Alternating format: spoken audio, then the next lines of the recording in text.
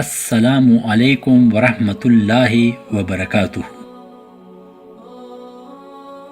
ګرانو دوستانو، زه نن تاسو سره د حضرت سلیمان فارسی رضی الله تعالی عنه په باره کې څو خبرې کوم.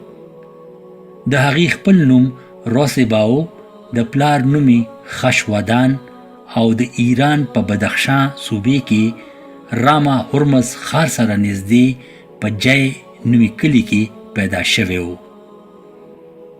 د اسلام نه مخکې چې د هغوی په هکله کمې کیسې دي، هغه ډېرې زیاتې مستنده نه دي. په دې ټولو کیسو کې په دې خبره رڼا اچولې شوې ده چې هغوی د اصل دین په تجسس کې دا ټول سفرونه کړي وو او د هغې دپاره هر قسمه تکلیفات یې برداشت کړي وو. سلیمان فارسی پلار یو مالدار سړی و او هغه خپل زوی سلیمان فارسی سره ډیر محبت کولو. په بچپن کې هغوی زرتشت مذهب سره تعلق لرلو او چې هر کله عمر زیات شو نو په زرتشت په مندر کې د اور بلولو په کار ولګېدو. خو لږه موده پس هغوی عیسایت قبول کو او بیا د نور علم دپاره د شام په سفر روان شو او هلته د مسیحي علما سره یې شاګردي کوله او د کلسیا خدمت به یې کولو او ورسره به د هغوی نه علم هم حاصلولو. او کله کله به د مشهورو پرهیزګارانو عیسائی عالمانو علم حاصلولو دپاره به موصل، نصیبین او اموریا ښارونو ته هم سفر کولو. په اموریا ښار کې وخت تېرولو نه پس د حجاز طرف ته د سفر اراده وکړه. د سفر وجه یو دا هم وه چې هغوی د مسیحي علما کرام نه دا اورېدلي وو چې په دغه خطه کې یو پیغمبر تشریف راوړی دی. د بني کلب یو قافلې سره د حجاز په سفر روان شو، خو د بدقسمتۍ نه په څه نامعلومه وجوهاتو باندې هم د هغوی په لاس اسیر شو او بني کلب هغوی حجاز ته بوتلو او هلته د بني قریظه قبیلې ته خرڅ کو او بني قریظه مخکې یو یهودي باندې هغوی خرڅ کړل. یهودي سلیمان فارسی رضی الله تعالی عنه مدینې ته ځان سره راوستو. حضرت سلیمان فارسی د پیغمبر علیه السلام په ژوند کې د هغوی یو بهترین صحابي و. هغوی د پیغمبر سره دې حده پورې مینه کوله چې رسول علیه السلام وفرمایل چې سلیمان زموږ د اهل بیت نه دی. حضرت سلیمان رضی الله تعالی عنه د رسول علیه السلام په ټولو جنګونو کې برخه اخیستې وه. د جنگ خندق په موقع د خندق جوړولو مشوره هم حضرت سلیمان رضی الله تعالی عنه ورکړې وه چې د څه په وجه مشرکینو ته شکست وشو. د حضرت عمر رضی الله تعالی عنه د خلافت په دوران کې هغوی د مدائن گورنر منتخب شو، خو د هر څه نه پس هم هغوی په خپلو لاسونو ټوکرۍ جوړولې او هغه به خرڅولې او په هغه پیسو به خپل وخت تېرولو. سلیمان فارسی رضی الله تعالی عنه ډیر لوی عمر او په 14 هجری کې هغوی په مدائن کې وفات شو او هم هغلته دفن کړی شو. ستاسو مقبره په سلیمان پاک نامه باندې مشهوره ده. د هجرت په اولنی کال کې په جمادی الاول په میاشت کې هغوی اسلام قبول کړی و. سلیمان رضی الله تعالی عنه دا اوریدلی و چې اخرنی پیغمبر به صدقه نخوري، صرف هدیه بخوري. نو هر کله چې اول ځل حضرت سلیمان رضی الله تعالی عنه پیغمبر علیه السلام سره ملاو شو نو کجوري ورته پیش کی او وی فرمایل چې دا صدقه ده. نو رسول علیه السلام هغه کجوري خپل اصحاب کرامو له ورکی او په خپل اونه خوړي. سوره دی پس په دویم ځل هغوی بیا کجوري نبی علیه السلام په خدمت کې پیش کی او وی فرمایل چې دا هدیه ده. نو رسول علیه السلام هغه کجوري په خپل هم خوړي او صحابه کرامو له هم ورکی.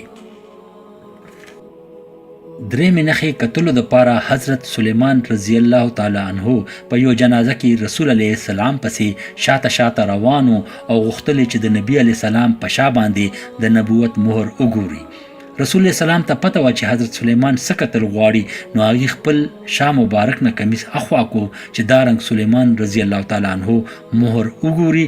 هر کله چې حضرت سلیمان د نبوت مهر وکتو نو د رسول الله سلام په خپو پریوتو او رسول الله علیه السلام کولول شروع کړل او په هغه ټایم اسلام راوړلو. د هجرت په ډومبي کال هغوی د مالک نه په بیه واغستی شو او آزاد کړی شو. په قیمت کې 300 د کجورو ونې او 10 اونسه سره زر نبی علیہ السلام او نورو صحابه کرامو ادا کړل او حضرت سلیمان رضی الله تعالی عنه د یهودینا په بایا واغستو. حضرت سلیمان فرمایي چې رسول الله سلام زه آزاد کړم او زما نومي سلیمان کې خودو. حضرت سلیمان فارسی رضی الله تعالی عنہ د شورونه په اسلامی جهاد کې شامل او جنگ خندق نه پس په هر یو جنگ کې حصہ اغسته و. په جنگ خندق کې د مدینې نه غیر چاپیره خندق جوړولو مشوره هم هغوی ورکړې و.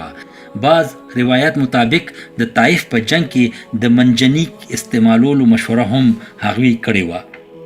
سلمان فارسی رضی الله تعالی عنہ د حضرت عمر بن خطاب په خلافت کې د مدائن گورنرو او تر حق رسیدو پورې هم د دغه صوبې والیو. په هغه وخت کې د بیت المال نه 15,000 درهم د هغوی تنخواه وه، کومه چې ټوله به هغوی صدقه کا او خپله خرچې دپاره به ټوکرۍ جوړولې او په بازار کې به خرڅولې. حضرت سلیمان رضی الله تعالی عنہ د بنی کنده قبیلې یو ښځې سره واده کړی او د هغوی 2 زامنو، عبدالله او بل نوم محمد او یو لور په اصفهان کې اوسېده او 2 لوڼې په مصر کې استوګنه کوله. نبی کریم صلی الله علیه و آله وسلم د حضرت سلیمان رضی الله تعالی عنہ سره ډیر محبت کولو.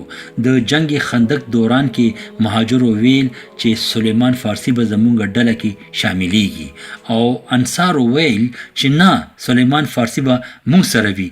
نو په دې موقع رسول الله سلام او فرمایل چې سلیمان فارسی د اهل بیت نه دی، نو دې دپاره هغه به مهاجرو په ډله کې شامل وي. رسول الله سلام دومره غټه رتبه حضرت سلیمان فارسی له ورکړې وه چې هغې په اهل بیتو کې شامل کړی و. د بعض روایاتو مطابق د هغوی وفات د حضرت عثمان رضی الله تعالی عنہ د خلافت په دوران کې شوې وه او حضرت علی رضی الله تعالی عنہ د هغه جست مبارک له غسل هم ورکړی و. ګرانو دوستانو، امید لرم چې تاسو به زما دا ویډیو خوښه کړئ او که چېرې خوښه شوي نه وي نو بیا هم مهرباني وکړئ تاسو ما ته میسیج وکړئ چې دې کې څه کمی ده او زه دا نور څومره هم ښه کولی شم. که چېرې خوښه شوي وي نو بیا مهرباني وکړئ دا چینل سبسکرایب کړئ او زما دا ویډیو شیر هم کړئ او لایک هم کړئ. د دې وجه به دای چې دا یو قسم صدقه جاریه وي او نورو مسلمانانو وروڼو ته به هم دا میسیج رسي او هغوی به هم دا پروګرام اوري او انشاءالله چې په دې ثوابونو کې به مونږ ټول شامل یو. الله مو مل شه، ښاد او آباد اوسئ.